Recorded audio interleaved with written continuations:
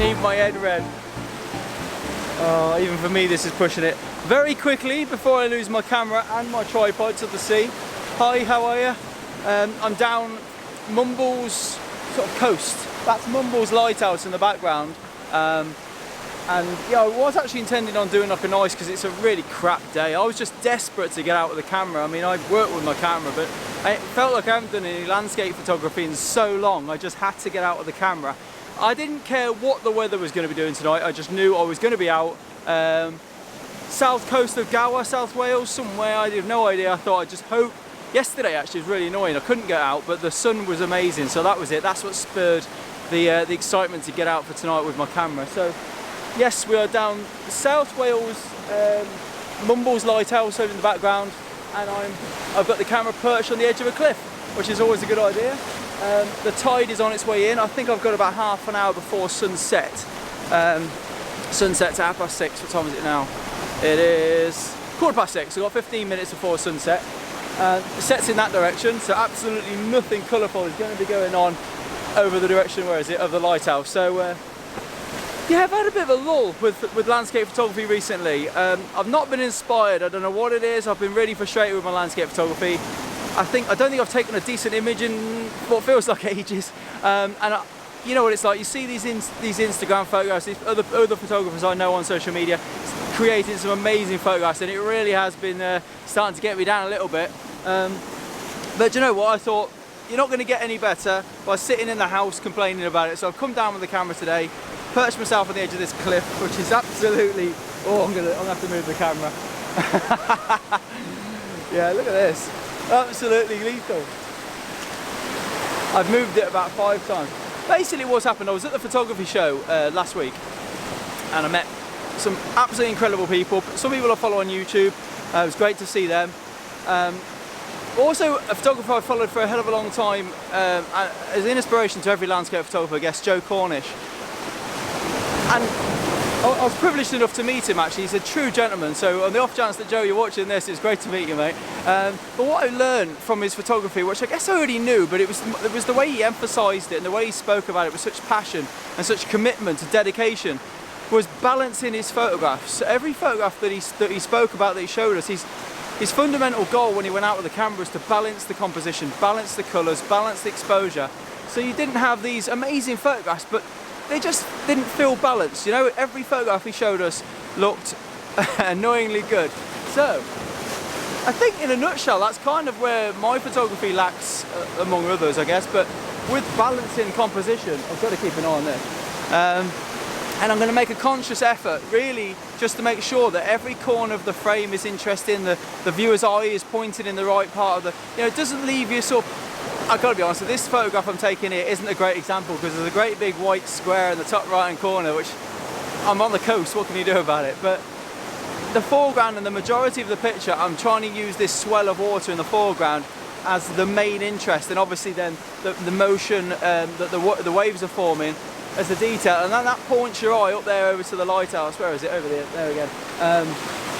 So yeah, I haven't got long here. I've probably got another 2 minutes before I end up swimming back to my car. But I'm really going to try and make an effort to balance my composition, to make sure that, you know, nothing seems like one-sided or yeah, just unbalanced really. And I'll put a link in my description to Joe Cornish's website. So if you've not heard of Joe Cornish, which I'm sure you have, jump over to his website and I'm sure you'll be inspired, as I was. So yeah, I'm going to get this shot. I know what was important with the photograph. It's firstly not dying and losing my camera. I know what was important in the photograph was the motion of the water. So I knew I had to experiment with the motion of the waves we're making. Every now and again there's a really quite a strong motion in the current, so it's been really, really good. But I've gone from 1 second to half a second just to see what the difference is. And I think the half a second emphasises the power in the... I'm going to have to move my camera, I'm not trusting it. Emphasises the power and the motion in the waves. So I think half a second at about f11, just with the polarizer. It's a really flat grey sky today, so don't need any grads or anything. Just making sure I'm exposing to the right.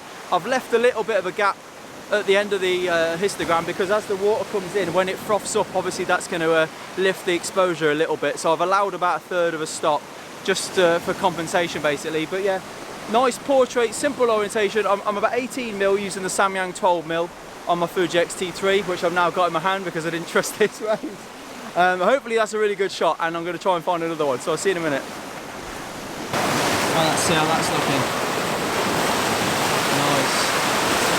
So what I've done is I've got some of the water's going over this rock here, the bottom right hand third. I've had this rock in my bottom right hand third just to try and balance the photograph, and it's just a case of waiting for the water to come over the rock and add a bit of detail there. Put that there, safe-ish.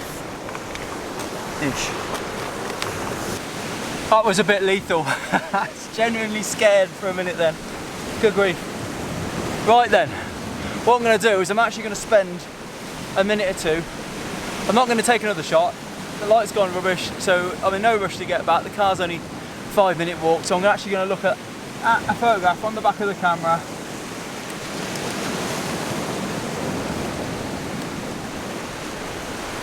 See what we got. See what we got. It certainly wasn't a boring photo shoot. Right then, let's have a look at the back of the camera, see what we do and don't like about this image. Because obviously when we get back to the computer I can crop the life out of it and do what I want to do to it, but it was difficult because let's lift that up a little bit. It was difficult because I'm so determined to balance the photograph in camera and get it right, and just look for ways I can improve my photography. And I definitely think this is it. I think this is, instead of just looking at the settings and think, well, what's important?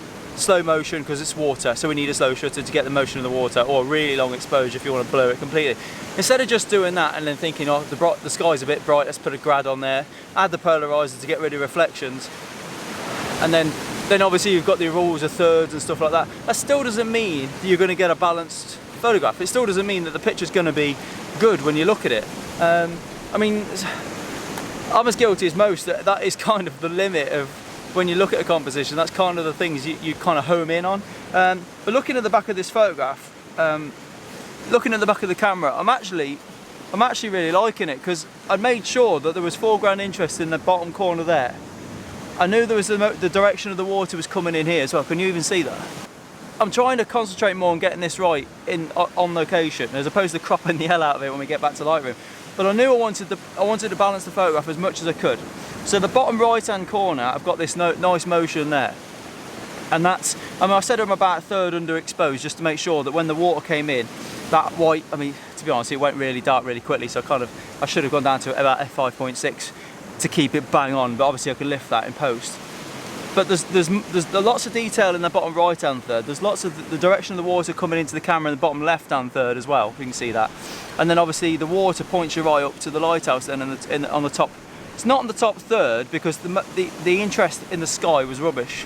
It didn't have any colour, didn't have any drama. There was far more interest in the actual in the water. So I decided that that's the sort of composition I wanted. That's how much I could balance that. Obviously I can't do nothing with the top right hand third because there's nothing there, it's just sky, but without putting the camera further round to the right, basically with me in the sea, there wasn't really any way I could have balanced that composition any better, I don't think. I'm sure Joe Cornish would have found a better way, but yeah, so I've got plenty of motion, plenty of detail in both corners, and I'm really quite happy with the picture. I think for an in-camera shot it works really well. Yeah, so there's lots of motion. I think I got the shutter right. I was focused, I didn't mention that, but I was focused because I wanted the detail in the foreground there. Because I started off about started off at f11. I was focused at 1 metre on the Samyang 12mm, so I had that focus to 1 metre. So I knew that the rocks in the foreground were going to be nice and sharp. I'm sure that's on the thing. Yeah, so I think that's come out quite well. As much balance I think I could have got in that photograph without dying and falling into the sea, so I'm quite happy with that picture.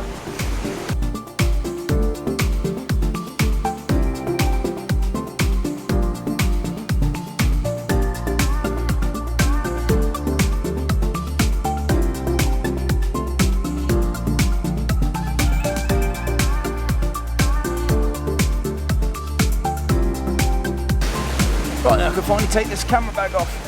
I wasn't going to put that down there.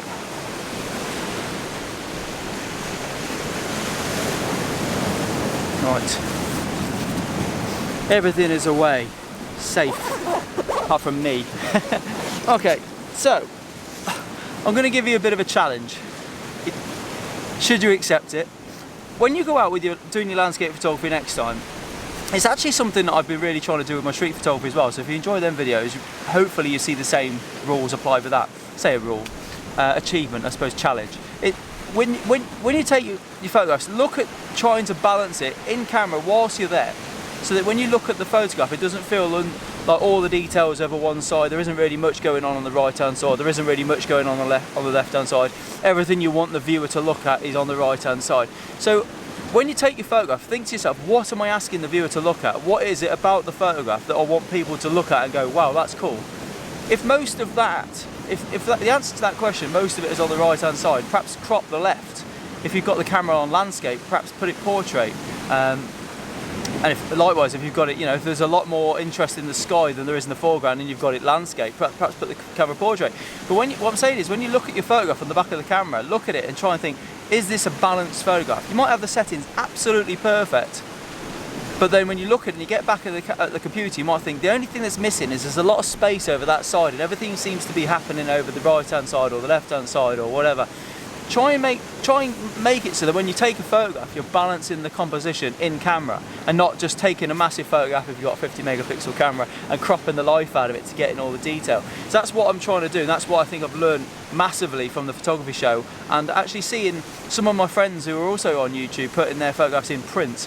And when I looked at them in print, I think you can see the balance, you can see the composition working a lot better, a lot cleaner and a lot smoother. And I think that's probably one of my weaknesses. I know I'm pretty good at finding my weaknesses, and I think looking at balance in my photographs is always something I look at. I think, do you know what, I really like the photograph, but there's a lot of wasted space over the right hand side. I should have gone vertical and cropped that out. And just keep all the interest of your composition in the image and make it clear what it is you want your viewer to look at in the photograph. And yeah, hopefully that'll improve all of us. So anyway, I'm going to go now. I'm going to get back and get something to eat. But thank you so much for watching. I'm really sorry that I haven't had a landscape photography adventure really for what feels like ages anyway. Doing a lot of street photography has helped me get out with the camera and stuff. But yeah, I do hopefully now. Sunset is 6:30 now, so hopefully that means after work I can get down to get out with the camera a bit more. But thank you so much for watching. If you haven't already, please hit the subscribe button. Let me know what you think of the photographs, and hopefully see you again next time. Please drop a comment and I'll see you soon. Thanks for watching. Bye now.